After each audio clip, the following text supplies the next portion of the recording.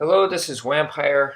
In this video, I kind of want to just give my 2 cents on self-defense for people that are, let's say, like you're in a wheelchair or you're on crutches or maybe you have a cane. Okay, so basically, type of scenario where you're not going to be able to run away. All right, maybe because of an injury or maybe you were born that way.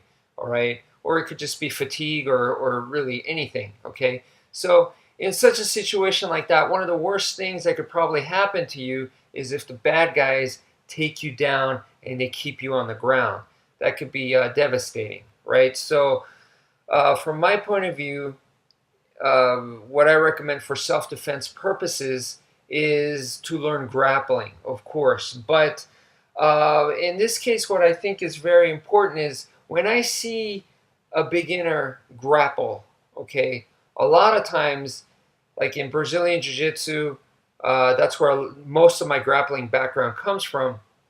I see beginners come into the class and sparring time comes and they have to spar and it's intense. Maybe they haven't really experienced this before, so they're nervous and they're eager to prove themselves and very tense. They're using a lot of strength, and boom, and it's very aggressive, and maybe they're not used to this kind of activity. And what happens is I see a lot of times if they're a total beginner, legs are dead. The legs don't do anything. It's all upper body strength and the wrestling, and because they're not using their legs well, they get taken down easily. And then from there, they get their guard passed easily too, right?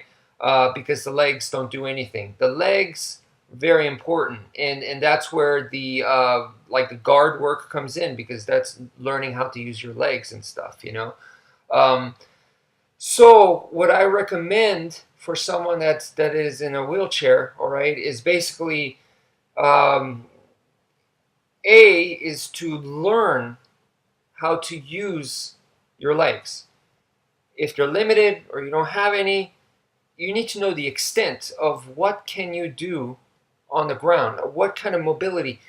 The people that come into Brazilian Jiu-Jitsu class and they are learning grappling like for the first time, their mobility is not good. They're very stiff, rigid. They're all their focus maybe in the wrong place. They really don't know what they're doing. A lot of times you ask them, like, after they spar hardcore, how was it? They're like, what happened? I don't know. It was too fast. It was like too intense. So they don't even know what happened.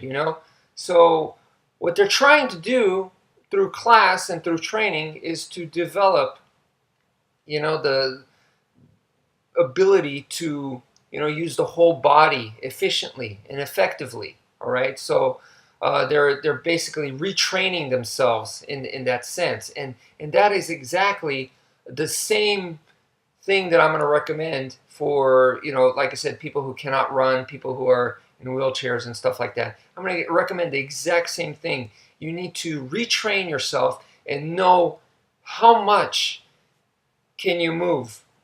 That's A. First, know you have to get to know that, and then B is once you know your capabilities, all right, you're going to have to practice how to do what you do better. All right, so if it's crawling or just rolling around on the ground using your shoulders, shrimping, turning, using your elbows to push off, whatever it is, get practice with it so that you're good at it, so that you're really, really good at it.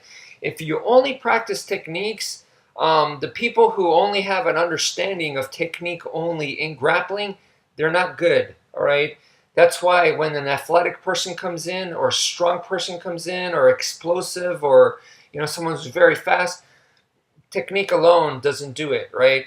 Technique done properly blends in together with like what I'm talking about, mobility, athleticism, all that. It blends in together very well. So your mobility on the ground will lead into techniques and vice versa. So as I'm trying to do a sweep, right, that creates an opening for me to scoot and then take their back or something like that. But if I don't have that ability to move, I'll never take their back, and if the technique doesn't work, I'm only reliant on that sweep to work. So I'm like, oh, the sweep's not working. I'm screwed. I'm stuck here. So everything has to come together. So the mobility is very, very important. So that's what I'm recommending to you guys, is to develop your ground mobility skills. Ground engagement is also very important. How to get to the ground safely, and then from there to be able to move around from there.